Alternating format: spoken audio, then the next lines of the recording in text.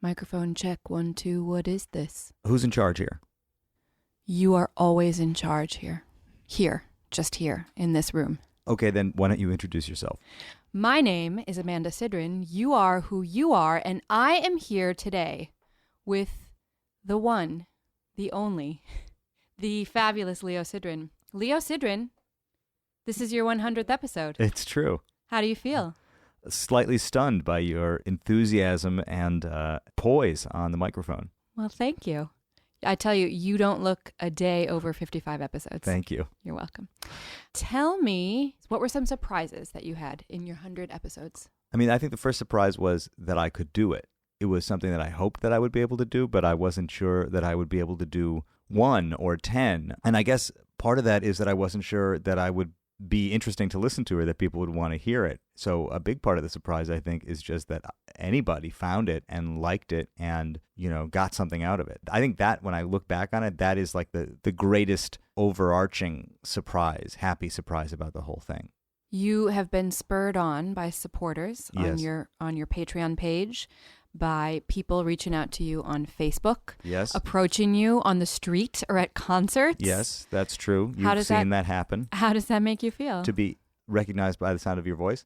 Strange, really strange. And obviously, we've all had that experience of thinking we know what somebody sounds like, and then you see them in real life. And I always wonder, what do people imagine I look like when they hear my voice? And then what is the experience that they're having when they see me in real life? But obviously, it is so gratifying and exciting to have that happen. 100 episodes. That's a big deal. It's a big deal. You remember when I did the first ones. The first one that I did was not my first episode. My first episode was Will Lee, but I think I had done like 5 or 6 trial episodes before, interviews before Will came over. But I remember the night Will came over, and I was excited and I was nervous and I was wondering, I hope I'm not going to waste his time doing this. So even though he wasn't my first interview, I guess because he was my first episode, I will always remember Will Lee as sort of like the start of the thing. It's a good one for your first. It was a very good one. What do you find that you have changed over the course of 100 episodes? That is such a good question. I hope that I've gotten a little bit better at moving things forward, because in the beginning I was a little bit slow. I wanted to give people enough room to tell their stories, take their time to do it, and I still do that. I mean, I think that's a big part of my style. But I think over time I have learned how to kind of edit in the room, edit in the moment, and move the story forward, look for a narrative in the story as it's unfolding. At the same time, I think I have learned, and as a result changed a little bit how I approach it, in the sense that I really don't think that it's a good idea for me to go in with too much of an idea of what's going to happen. So I have tried to be as open as I can to what's happening and learn to, let my guests lead. Well, as a loyal listener, I can say that is apparent in the course of your progression on the third story. Where do you see it going from here? I have no idea. I really don't know. 6 months ago, I was thinking, maybe I'll just get to 100 and put it away, because as you know, it's labor intensive and time consuming. And until recently, when I joined Patreon, it was purely a labor of love. And a labor of love is the best kind of labor there is, but of course, it doesn't pay the rent. Indeed.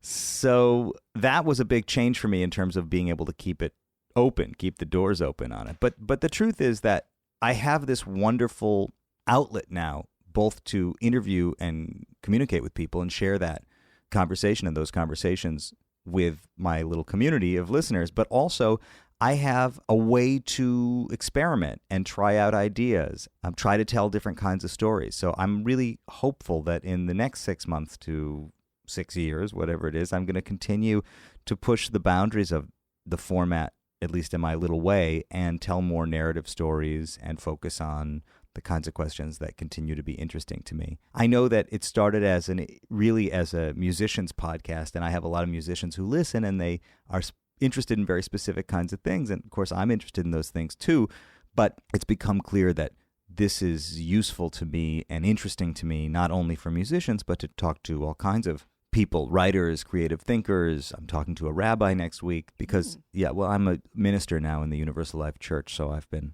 welcomed into a kind of community of clergy that had been unavailable until recently. Exciting. So you do learn new things every day. Mostly, yeah. So I'm sure that it would be hard to choose a most memorable interview, but memorable moments that you've had over the last 100 episodes that you can think of. What are some memorable moments? Great. These are great questions, Amanda. These are great questions. Do you think I should start a podcast? Well, we could start a podcast network. Let's see. Well, I'll always, of course, remember Will Lee because he was the first, and he was the one who kind of let me know that I could do this, that there was value to him in doing this, and that he thought there was value in other people hearing it as well. So that first interview with Will was a big one. Let me think. I'm just off the chest, off the top of the head. The early episodes with my friends, with the ones that I felt, comfortable asking them if I could do this and if they would take time to do it, I guess always will kind of shine the brightest to me. So those first episodes with Michael Lenhart and Michael Thurber and Dan Levitin, I remember when he came over for dinner and I asked him if he would do one with me. Those are very memorable to me. In terms of the sort of early breakthrough conversations for me, one of them is the one with Jon Batiste. I remember that day. I think you and I will always remember the day Jon Batiste came over to the house. And I had this great conversation with him. One of the things I remember right away was that he came in with very positive energy a couple hours after we had agreed to meet, but he's a busy man. And I couldn't quite get a sense of what it was going to be like to talk to him because he had this kind of happy-go-lucky vibe in the room. And then when we sat down to start to really talk and do the interview, he was just so present with me, and he was so articulate, and he was so poised, and he was so thoughtful. And I just was incredibly inspired by that conversation. I continue to be deeply moved by it, and I remember it. I remember a lot about what he talked about leadership and being a sideman and finding your own voice and being raised in a community of musicians. And there are just so many wonderful moments in that conversation. If you pay close attention to my introductions, you might also know that my interview with John Ellis is one that I keep coming back to, and I don't know if it's because I just love John Ellis so much or because I love that conversation so much, but my memory of it, which has been rewritten over and over and over again, is that he spoke the truth. He was unafraid to say what mattered to him. And sometimes, particularly in the little world of jazz musicians, there's a little bit of a fear of saying too much because it's a small scene and people talk. And so a lot of times people don't want to say too much, that might come back and haunt them. And John was not afraid of that. I think some of the conversations where I started to branch out and felt really responsible to my guests, like the conversation with Peter Coyote, for example, that was one where I remember reading one of his memoirs, like cramming the memoir right before we were going to talk. I mean, I had been reading it, but I was sitting out in this little park along the West Side Highway right before I did the interview with him. And the last chapter of the book was about Zen Buddhist meditation. And I was reading this book, and I had gone into this like very heavy space, finishing this book right before I knocked on the door of the apartment where we were going to meet to do the interview. And really physically like electric, my body just nervous and excited and very moved by having just read this book. I mean, just like I was still in his head when I went to go talk to him. And he was also so extremely generous with me, and that conversation is very memorable to me. The feeling of being in the room with him and how spiritually open he was and also how real he was. I think a lot of times the guests who I love to talk to are the ones who are just very real. And even though I'm supposed to put them at ease in some way, I think they put me at ease sometimes. And the conversation with Peter Coyote also led ultimately to another conversation I had that was a big deal for me, the one with Kurt Elling. I guess I had been thinking that the way to seduce Kurt Elling was to play him my interviews with other jazz singers and jazz musicians. But the one that he heard, I think, that affected him and made him think that he wanted to talk to me was the one with Peter Coyote. So interesting. So that's a very memorable one as well. And it has to be mentioned that over the years I have done a series of these conversations with my dad. They've become a sort of running series of the podcast. We did these episodes around Newport. We did these episodes in Copenhagen. We did episodes on the road. We processed elections. We processed terrorism together. We processed the loss of Tommy LaPuma together. So that running conversation with my dad has been a nice aspect of the project. Nice dialogue that you've maintained throughout.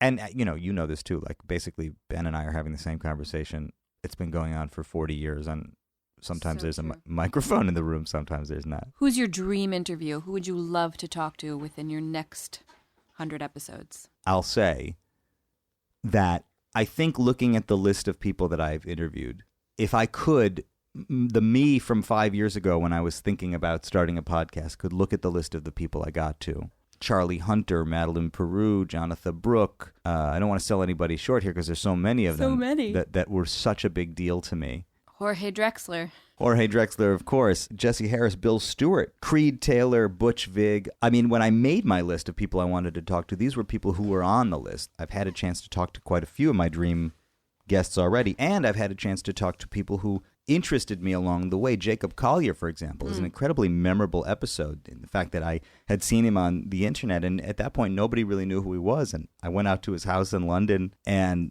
sat in the room where he makes all those wonderful videos and got to know him. And subsequently, Jack Stratton from Wolfpack and Theo Katzman from Wolfpack and Ben Wendell, who I discovered by watching his videos and then got to know him. I mean, getting to connect with people who I find out about and want to get to know has also been a real treat. Now, who do I want to talk to in the future? Man, I don't even know how to answer that right now because there's so many. You know, there are a few that have been sort of like looming large for me, either for personal reasons or within the kind of community. I think Donald Fagen, for example, is one that's out there who I would really love to talk to. Michael League from Snarky Puppy, I would really like to talk to. Some people I have chased on and off over the years and come in and out of focus with. You know, people early on. Duncan Sheik I reached out to very early. I always loved Duncan Sheik, and I thought it would be great to talk to him. You know, as strange as it seems, I would really love to talk to Kristen and Bobby Lopez, who are sort of neighbors of ours, and I'm always hoping that I'm going to run into so that I could talk to them.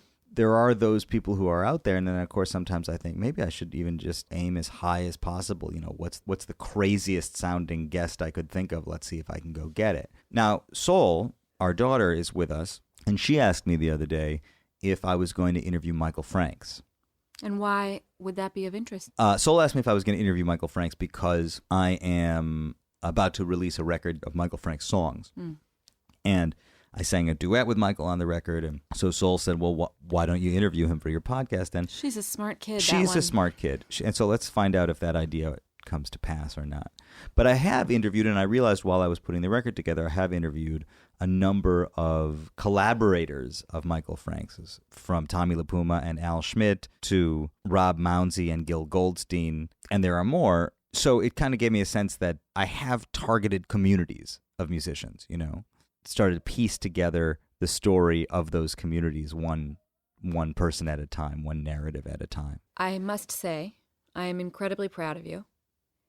100 episodes is quite an achievement, and I am excited and enthralled and anticipating the next 100, and I can't wait to see where you take this. I think of all of the surprises of 100 episodes, in this moment, the biggest surprise I can think of is that you actually interviewed me for my 100th episode. I wonder who's going to interview you for your 200th episode. Well, we'll just have to wait and see. We'll have to wait and see.